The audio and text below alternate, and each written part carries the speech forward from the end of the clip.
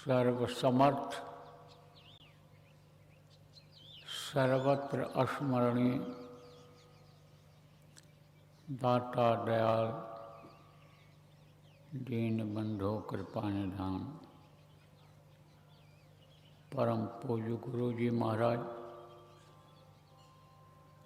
उपस्थित सभी साधक, सत्संगी, नामदानी, प्रेमी, बच्चियों बच्चियों,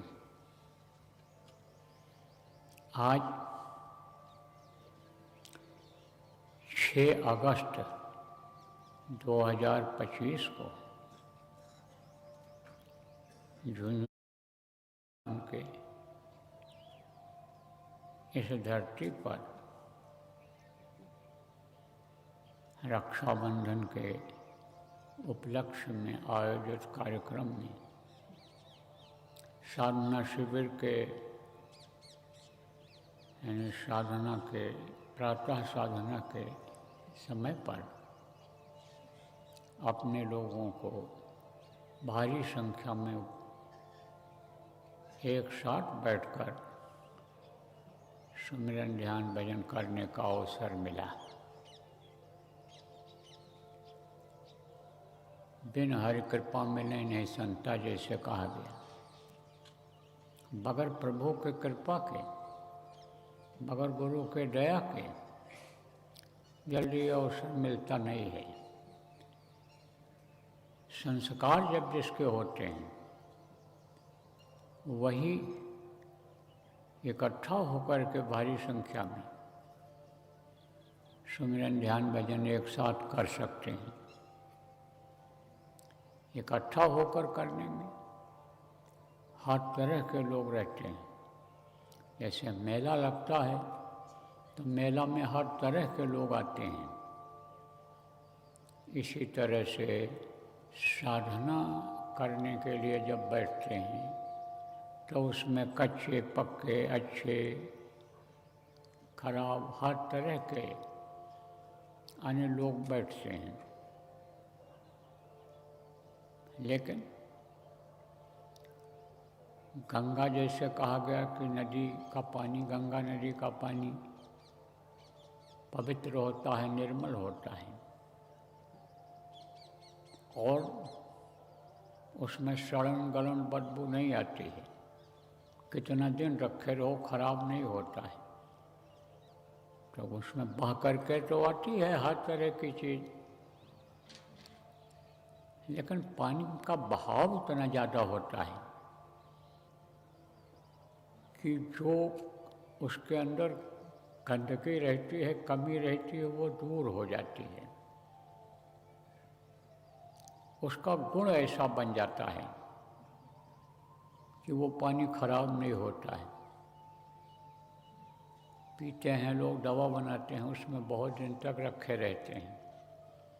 ऐसे जो साधना शिविर लगती है या इस तरह के कार्यक्रम आयोजित होते हैं और उसमें एक साथ बैठ कर के जब साधना करते हैं तब ज़्यादातर लोग अच्छे भाव वाले ही रहते हैं।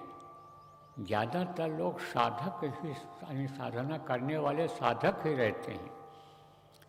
तो उसमें जैसे कहा गया पक्के कच्चे, आप ये समझो ज़्यादा जैसे पक गया आम, ऊपर की तरफ पक जाता है, नीचे की तरफ कच्चा रह जाता है, तो वो जो खटास भी होती है वो खटती नहीं है। चूसते हैं जब तो खटास और मिठास मिलकर के मिठास ही आती है।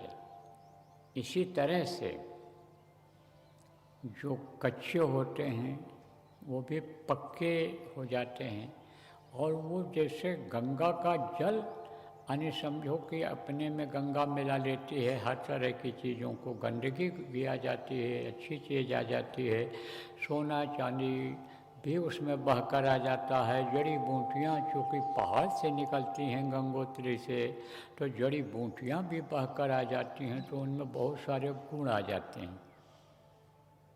इसी तरह से जो खराब लोग आते हैं उस उसका भी असर ये जो अच्छे लोग होते हैं उससे कम हो जाता है, धीरे धीरे ख़त्म हो जाता है। तो बराबर इस तरह का जब अवसर मिले प्रेमियों, तब बैठना जरूर चाहिए साधना शिविर में। और बड़े कार्यक्रमों में जब इस तरह का आयोजित कार्यक्रम हो तो उसमें भी साधना में, ध्यान भजन में जरूर बैठना चाहिए, समय निकाल कर करना चाहिए।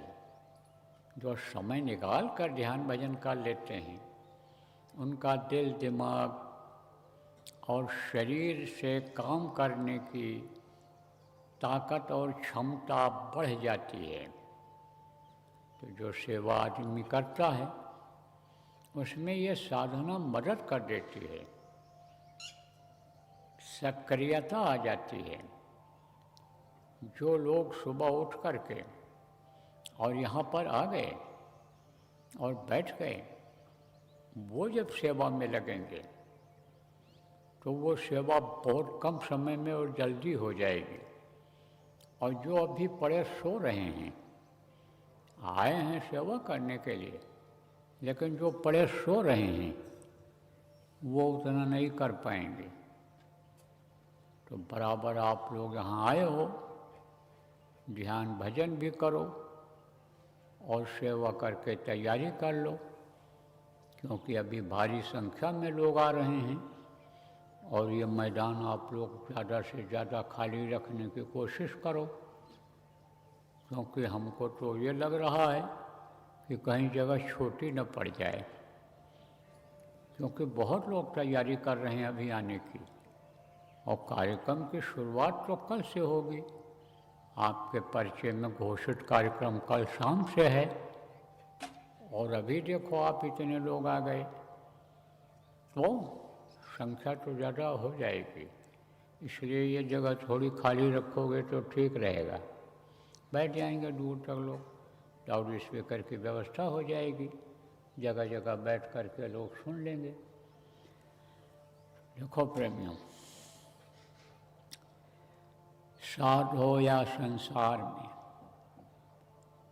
तीन वस्तु है सार: सत्संग वचन, सद्गुरु शरण, नाम डोर आधार। अब इसको समझा दें आपको। इस दुनिया, इस संसार में, इस कलयुग के युग में, इस समय पर ये तीन चीज़ सार है। सार किसको कहते हैं? ठोस चीज़ को सार कहते हैं। ठोस किसको कहते हैं? कि जो आसानी से उड़ करके एक जगह से दूसरी जगह जा न सके, उठा के आसानी से जिसको जल्दी से यानी ले न जाया जा सके, वो होता है ठोस। और पानी या कोई भी पानी जैसा तरल पदार्थ जिसको लिक्विड कहते हैं, वो कहीं भी बह जाता है। न चाहते हुए भी देखो तेल गिर जाता है, पानी बाहर हो जाता है, लिक्विड वाली दवाएं गिर जाती हैं, लेकिन जो गोली होती है ठोस होती है। तो आप ये समझो कि जैसे लोहा होता है, सार लोहा को भी कहा गया है, लोहा ठोस होता है। जो ठोस चीज़ होती है उसके गुण काफ़ी समय तक रहते हैं, और कुछ ऐसे ठोस होते हैं कि जो ख़त्म ही नहीं होते हैं, जिसका गुण ख़त्म नहीं होता है, अच्छाई ख़त्म नहीं होती है। पत्थर है, पत्थर ठोस होता है। लोहा है, लोहा ठोस होता है। पत्थर पड़ा रहेगा कहीं भी, गोबर में पड़ा हो, मिट्टी में पड़ा हो, साफ कर दो तो पत्थर ही पत्थर रहेगा। लोहा भी इसी तरह से है, अगर उसमें थोड़ा बहुत गंदगी आएगी भी तो उसको साफ कर दो तो ख़त्म जल्दी नहीं होता है। कहा ना, सोना काई न लगे और लोहा घुन नहीं खाए, और बुरा भला जो गुरु भगत, कबहू नरक न जाए। सोना में काई नहीं लगती है, और काई लग भी गई। काई किसको कहते हैं? तालाब के किनारे, नदी के किनारे, जहाँ पानी रहता है और पानी कम हो जाता है, और पानी की जो गंदगी होती है वो वहाँ पर जमा हो जाती है, उसी को काई कहते हैं। तो सोना में काई नहीं लगती है। कहीं गंदी जगह पड़ा है तो उसको साफ कर दो, तो सोना ही दिखेगा, सोना ही रहेगा। ऐसे सोना काई न लगे और लोहा घुन नहीं खाए। घुन किसको कहते हैं? जो अनाज में लग जाते हैं, किसी भी चीज़ में घुन लग गए, मुलायम चीज़ में घुन लग जाते हैं, और घुन अंदर चले जाते हैं सुराख बना करके, और अंदर अंदर सब खा जाते हैं, पता नहीं चलता है। जैसे चूहे ज़मीन के अंदर घुस जाते हैं और फिर अंदर अंदर खोखला कर देते हैं उसको, ऐसे ही जैसे केचुआ होते हैं, अंदर घुस जाते हैं ज़मीन में और अंदर पोला बना देते हैं ज़मीन को। इसी तरह से आप पे समझो घुन होते हैं। तो घुन लोहा को नहीं खा सकता। और बुरा भला जो गुरु भगत, गुरु के शरण में जो चला जाए उसी को वो अपना लेते हैं। लेकिन जल्दी बुराइयां नहीं जाती हैं, अच्छाई भी नहीं जाती है जब जो अच्छा हो जाता है। अच्छे लोग यही सोचते हैं, और आप सत्संगियों को यही सोचना चाहिए कि देखो, जब जल्दी लोगों की बुराई नहीं जाती है, बुराई को तुरंत नहीं छोड़ पाते हैं, तो हम अपनी अच्छाई क्यों छोड़ें? तो चाहे अच्छाई हो और चाहे बुराई हो, आप ये समझो उसको थोड़ा समय लगता है इसके जाने में। तो बुरा भला जो गुरु भगत, कोई भी आ जाए अपना लेते हैं, धोते हैं, साफ करते हैं, समझाते हैं, बताते हैं, कराते हैं, कर्मों को काटने का, बुराइयों को छुड़ाने का काम करते हैं। तो ये काम वही कर सकता है जिसके अंदर भक्ति होगी। जैसे मान लो गंदगी लगी हुई है, किसी को लेट्रिन लगा हुआ है, पूरे मतलब बदन में कहीं लग गया है, मिट्टी कीचड़ लग गया है, अब वो ये चाहता है कि ये साफ हो जाए, तो कैसे साफ होगा? कोई जानकार जब मिलेगा बताएगा कि पानी डालो इसके ऊपर और हाथ से रगड़ो और फिर ये साफ होगा, और इसकी बदबू न जाए, गंदगी एकदम चली न जाए, उसके लिए साबुन लगा दो, वॉशिंग पाउडर जिसको कहते कपड़ा धोने वाला वो लगा दो। ना मिले तो यह रेत उठाओ, मिट्टी उठाओ, रगड़ दो उसी के ऊपर, तो मिट्टी से गंदगी भी जाती है। मिट्टी से बहुत चीज़ें चली जाती हैं, गंदगी भी जाती है, बदबू भी जाती है, और आप ये समझो कि बहुत चीज़ों को जाती है। ये धरती में ऐसे तत्व हैं, और धरती इतनी सहनशील है कि ये सब अपने में मिला लेती है। देखो, शमशान घाट पर ले जाते हैं मुर्दा जलाने के लिए लोग, तो वहाँ जब जलाते हैं तो बाकी चीज़ें तो ये जल जाती हैं, हड्डियाँ रह जाती हैं। हड्डी अगर वहाँ पड़ी रह गई तो कुछ दिन के बाद मिट्टी आप उसको गला देती है हड्डी को, क्योंकि इन्हीं तत्वों से ये शरीर बना है, तो वो भी मिट्टी में मिल जाता है।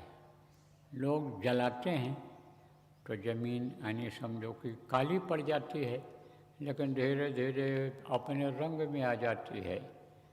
तो ये धरती माता कही गई हैं जो, ये बहुत बर्दाश्त करती हैं। खोद खाद धरती सहे, काट कूट बन रहा है, कुटिल बचन साधु सहें, औरों सहा न जाए, इसीलिए तो कहा गया है। तो अब आप ये समझो प्रेमियों कि मिट्टी लगा दो, रेत लगा दो तो गंदगी छूट जाएगी, लेकिन बताने पर अगर करोगे नहीं तो कैसे छूटेगा। इसीलिए गुरु भक्ति होनी चाहिए, तो अभी सब काम बन जाए, लोक भी बन जाए, परलोक भी बन जाए, आदतें भी छूट जाएं, गंदगी छूट जाए। तो गुरु भक्ति इसीलिए तो प्रमुख माना गया है। तो समझो आप प्रेमियों कि यही है सार। क्या सार है? सत्संग वचन। सत्संग वचन में क्या होता है? सत्संग में हर तरह की बात बताई जाती है। देखो, है ये आध्यात्मिक सत्संग, लेकिन व्यवहारिक बातें भी इसमें बताई जाती हैं। इसलिए बताई जाती हैं कि जानकारी हो जाए और संतुष्टि हो जाए। आदमी जल्दी संतुष्ट नहीं होता है, आदमी को जल्दी विश्वास नहीं होता है, तो करता नहीं है। नामदान भी ले लेते हैं लोग, लेकिन करते नहीं हैं। विश्वास में कमी होती रहती है। तो जब बातें बताया जाता रहता है, आजमाइश कराया जाता रहता है, पूरे कर्मों से लोगों को बचने का उपाय बताया जाता है।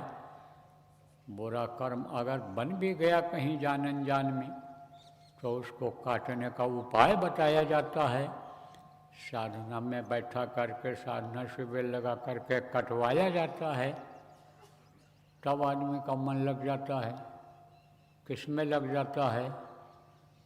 भजन में लग जाता है, ध्यान में लग जाता है, सुमिरन में लग जाता है, प्रार्थना करने में लग जाता है, गुरुमुखता लाने में लग जाता है। और जब इसमें ये मन लग जाता है, ये साथ देने लगता है, तब पार होने में, ये गांठ खोलने में जो जीवात्मा बंधी हुई है, देर नहीं लगती है। इसीलिए कहा गया भाई सत्संग बराबर सुनते रहना चाहिए। सत्संग जल जब कोई पावे, मैला ये सब कट कट जावे।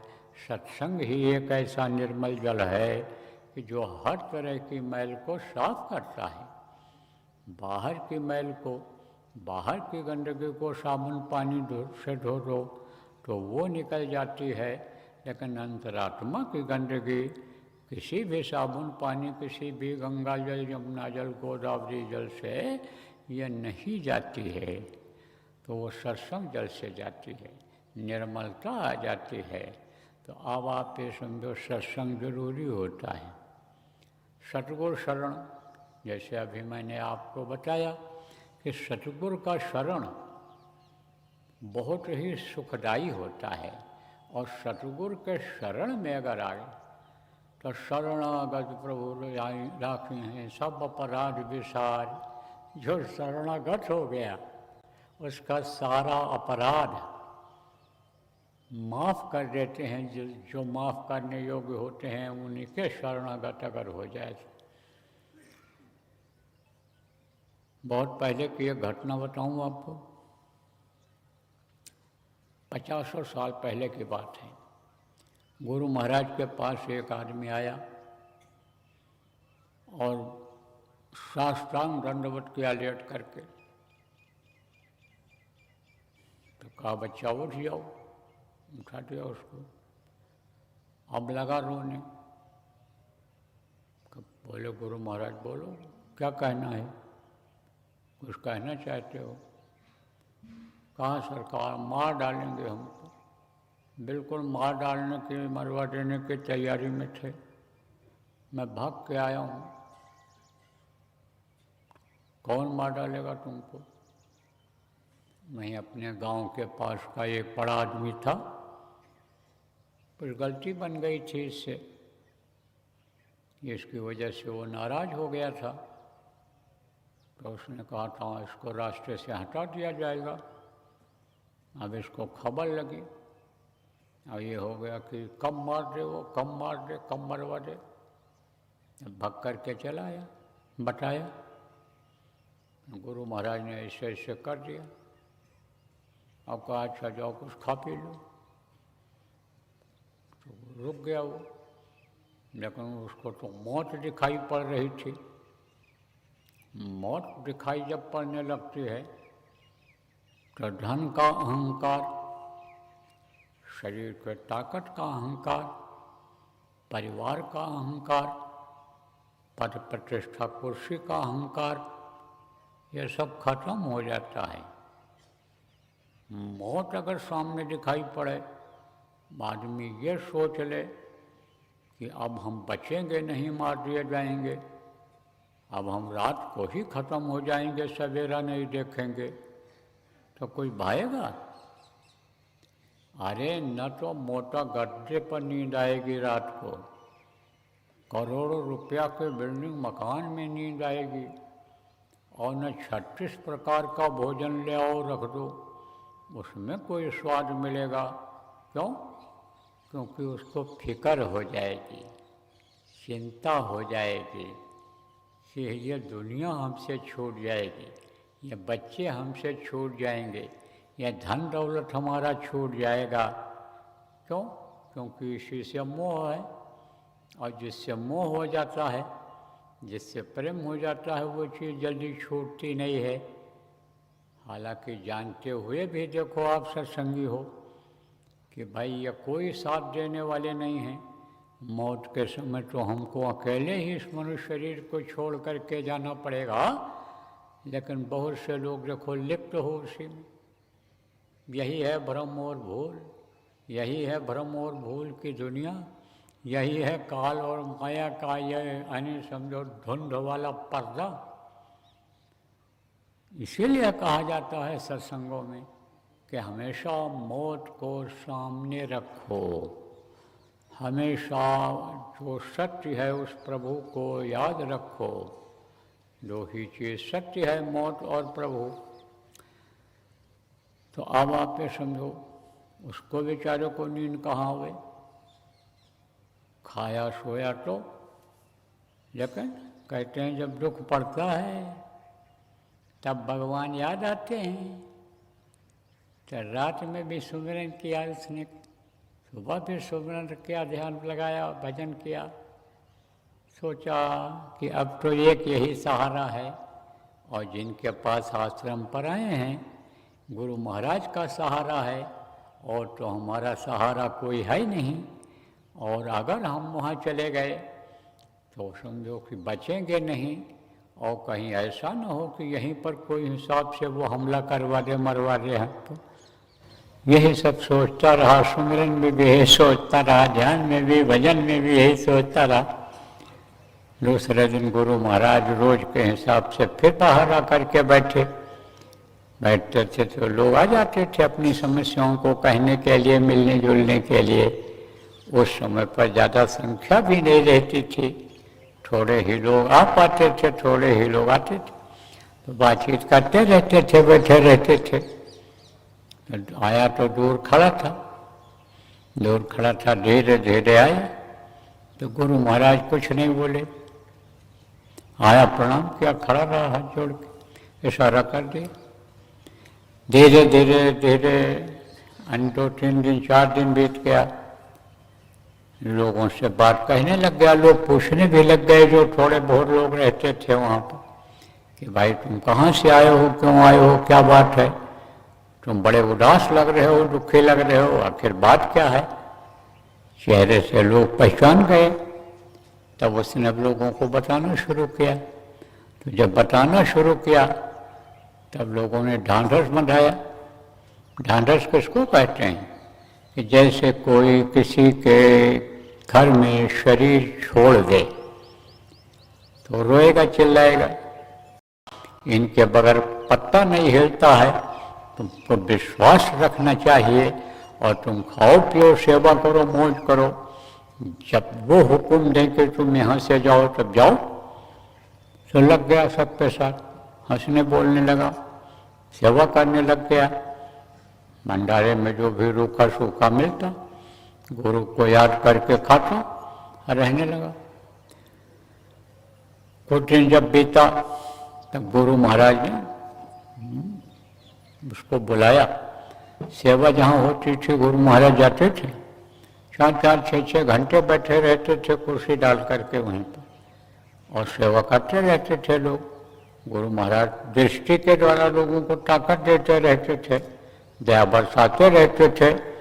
हम लोग स्वयं सेवा करते, खुद सेवा करते थे। हम लोग श्रमदान हर तरह की सेवा किया शुरू में, इसीलिए अभी कोई सेवा करने में शर्म नहीं है।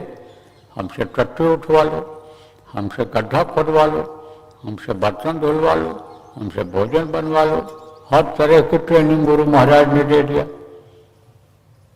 मुंबई के एक सेठ आए थे, 1 हफ्ता करीब रहे। जब लौट करके गए तो उनके साथियों ने पूछा कि बाबा के आश्रम पर तुम गए और 1 हफ्ता तुमने जो है अपना समय वहाँ बिगाड़ा, बिजनेस व्यापार देखो तुम करते थे, तुम्हारी जरूरत लोगों को पड़ती रही, समय तुमने किया, तो तुमने क्या देखा, क्या सीखा वहाँ पर? तब उसने कहा कि मैंने तो ये सीखा कि बम्बई के जितने भी माफिया हों, जितने भी बदमाश हैं, उनको सबको लेकर के चले जाओ और बाबा जी के आश्रम पर कर दो, 2 महीना रह लें तो सब सुधर जाएंगे। उसने कहा मैंने एक तो ये देखा, दूसरा मैंने ये देखा कि अगर 1 महीना कोई वहाँ रह ले, 2 महीना रह ले और कहीं भी चला जाए तो भूखा नहीं मरेगा। शर्म लिहाज सब खत्म हो जाता है और हर तरह के काम की सेवा करा करके बाबा जी उसको ट्रेंड कर देते हैं कि कहीं भी रहे तो आदमी समझो कि मेहनत करके खा ले, उसको मांग करके खाने की जरूरत न पड़े। तो अब जब कुछ दिन बीता तब बुलाया गुरु महाराज ने, फिर कहा उससे कि बच्चा तुम चले जाओ, अब चले जाओ तुम। बोला सरकार, अब मन भी लग गया था उसका, यहीं पर लोगों के साथ रहने का, सेवा करने का, भजन करने का। तो कौन छोड़ना चाहेगा सेवा और भजन? जब मन लग जाएगा, गुरु के पास रह करके, यानी रह करके इतना दिन रह करके दया दुआ जो लिया, उसका मन लग गया गुरु के चरणों में, कौन छोड़ना चाहेगा? तो कहा सरकार मार डालेगा, छोड़ेगा नहीं। बिल्कुल हमको पक्की उम्मीद हो गई थी कि अब हम बचेंगे नहीं, तो बढ़कर आए थे। तो गुरु महाराज से फिर हाथ हिला दिया, चला गया। फिर 1 आध दिन बीता तब बुलवाया। तो जब बुलवाया कहा बच्चा अब तुम चले जाओ, बच्चे हैं तुम्हारे, गृहस्थी है, देख लो, संभाल लो, चले जाओ तुम। फिर यही बात उसने दोहराया। तब गुरु महाराज ने कहा कि तुम जाते ही उसका पैर छू लेना, हाथ जोड़ लेना और कह देना मेरे से जो गलती हुई उसको आप छोटा समझकर, बच्चा समझकर मुझे आप माफ़ कर दीजिए और कान पकड़ता हूँ, दोबारा गलती नहीं करूँगा। लेकिन उसको जल्दी विश्वास न हो। तो फिर प्रेमियों ने समझाया उनको, वही लोग जो ढांढस बनाए थे, अपने साथ रखे थे, उसको प्रेम दिए थे, सब लोग जब कहने लग गए भरोसा है गुरु पर कि नहीं है? बोले गुरु पर तो भरोसा है, और भरोसा न होता तो हम क्यों आते?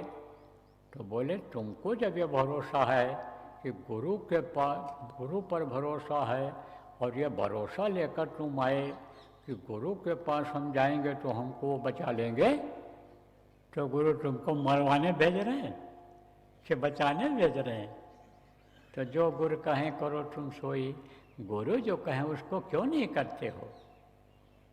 अब देखो ये सत्संग की बात किसकी, ये थोड़े से लोगों के सत्संग की बात, इक्का दुक्का के सत्संग की बात, और जगह बना गई उसके अंदर।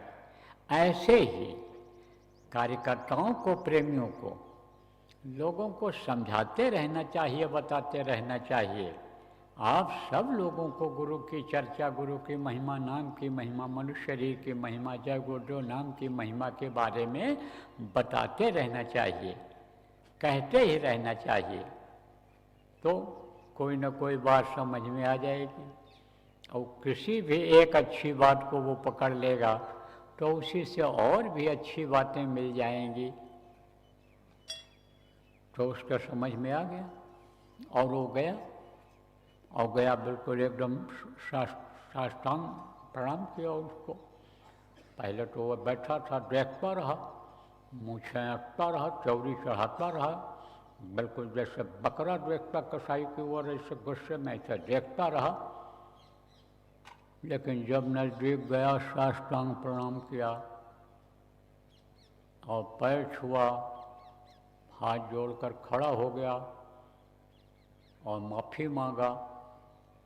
फिर झुका जब, तब उसने उठा लिया और कहा, अच्छा जा, अब गलती मत करना, और तुझको कोई कुछ कहे, अब जब कोई कुछ कहे तो तुम मुझको बताना। अब आप सोचो, शरणागत का इतना बड़ा फर्क होता है। शरणागत हो जाने से तो सतगुरु के शरण में अगर आ जाया जाए तो नाम की जो डोर है, शब्द की जो डोर है जिसके लिया गया, शब्द नाम डोर आधार, शब्द की जो डोर है वही आधार बन जाएगा। आधार किसको कहते हैं?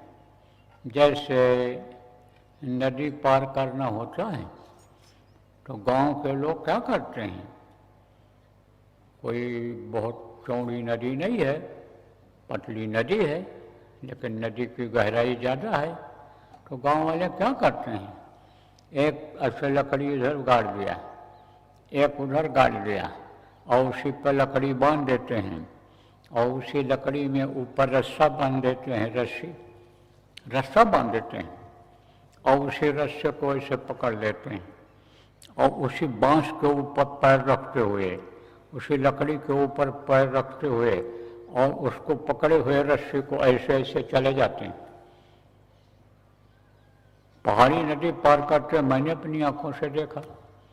गुरु महाराज की ऐसी दया रही कि आप ये समझो कि गुरु महाराज जहाँ खुद नहीं गए, ऐसी जगहों पर उन्होंने मुझे भेजा सत्संग करने के लिए। जब मौजूद थे इस धरती पर तो मुझे बहुत चीज़ें दिखाई पड़ी, मुझे बहुत अनुभव हो गया इस बात का। तो मैंने खुद पहाड़ पर देखा इसे, ऐसा रस्सा पकड़ करके और उसके ऊपर से ऐसे पार हो रहा है गांव का आदमी, और अपनी गठरी भी टांगे हुए है। गठरी किसको कहते हैं? कोई सामान लेने आया होगा बाजार की तरफ, उसको भी पीठ पर बांधे हुए था और ऐसे ऐसे उसी को ऐसे पकड़ के पैर रखता चला जा रहा, तो उसको कहते हैं आधार। तो ये जो शब्द उतर रहा है ऊपर से, जो इस जीवात्मा को ले जाएगा और मिलवाएगा सत्पुरुष से, अपने घर जो हमको आपको प्रेमियों पहुंचाएगा, वो शब्द की जो डोर है वो पकड़ में आ जाएगी, वही बन जाएगा आधार। तो यह कब बनेगा? जब सतगुरु के शरण में रहेंगे। तो शरणागत जो होता है वही सेवक कहलाता है, और सेवक सुख नहमान भिखारी, बस निधन सुख बद व्यभिचारी। तो सेवक को सुख नहीं होता है। अब आदमी समझो कि थोड़ा त्याग करता है, किस बात का त्याग करता है? 2 घंटा, 3 घंटा, 4 घंटा साधना शिविर में 8-8, 10-10 घंटा जो बैठा और जो बैठता है वो दुनिया की चीज़ों का त्याग करता है। दुनिया की चीज़ों को उस समय पर दुनिया की चीज़ों का स्वाद नहीं लेता है, तो शरीर को रोकता है, तो त्याग करता है। कैसे? जैसे भूखा रहना, प्यासा रहना, तो यह क्या होता है? त्याग होता है। नंगा रहना ये त्याग होता है। घर में न रहना, बाहर रहना त्याग होता है। पहले जैसा लोग त्यागी होते थे, तपस्वी होते थे, वो उसको त्यागी और तपस्वी कहा जाता था।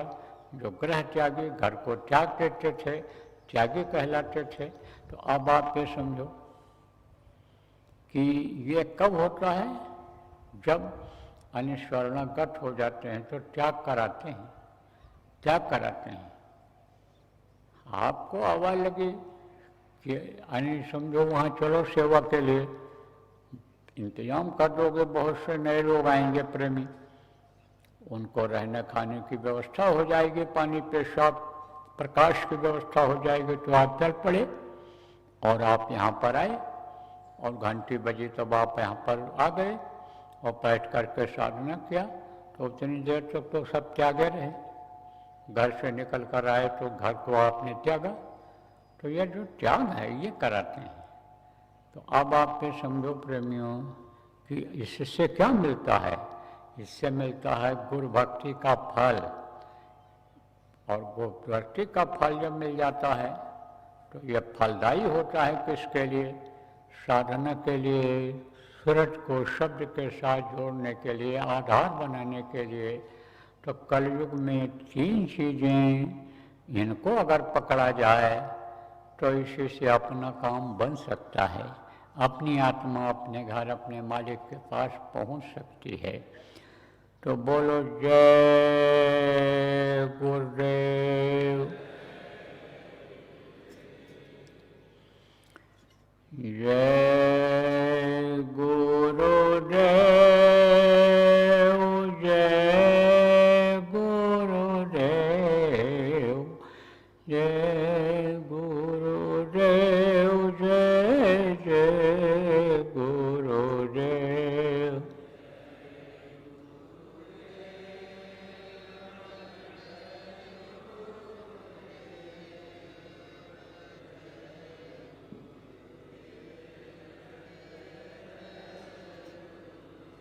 जय गुरुदेव, जय गुरुदेव, जय गुरुदेव, जय जय गुरुदेव।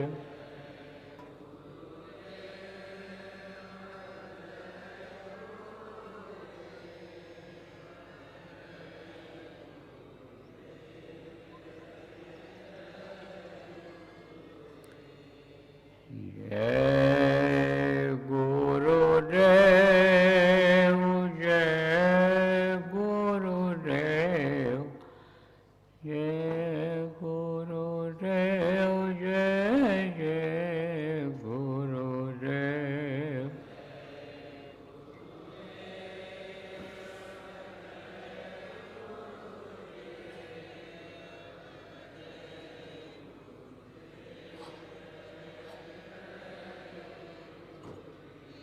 अरे सब लोग बोलो, सब लोग नहीं बोलते हो। जय गुरुदेव, जय गुरुदेव, जय गुरुदेव, जय जय गुरुदेव।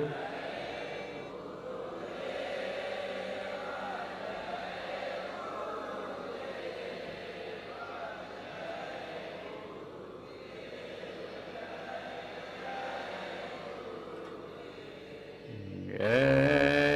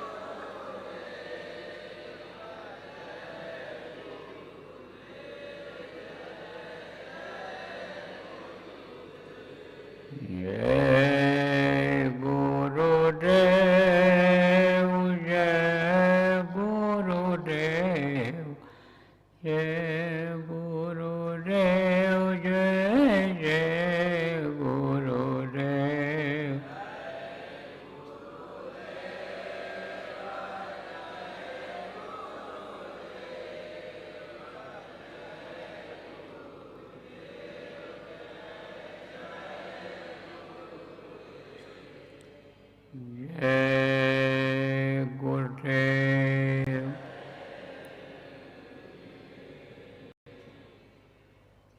अब आप लोग जाइए और जिनकी अपनी दैनिक क्रिया रह गई है कर लीजिए, और कुछ पेट में डाल लीजिए, जलपान कर लीजिए, फिर सेवा करिए। शाम को जब घंटी बजेगी तब तैयार हो करके फिर यहीं आ जाइएगा। ध्यान भजन यहाँ होगा और गुरु महाराज पे दया मौज रही, स्वास्थ्य ठीक रहा तो कुछ सुनाया जाएगा, और नहीं तो कल से तो सुनना है ही आपको, कल से हमको भी सुनाना रहेगा।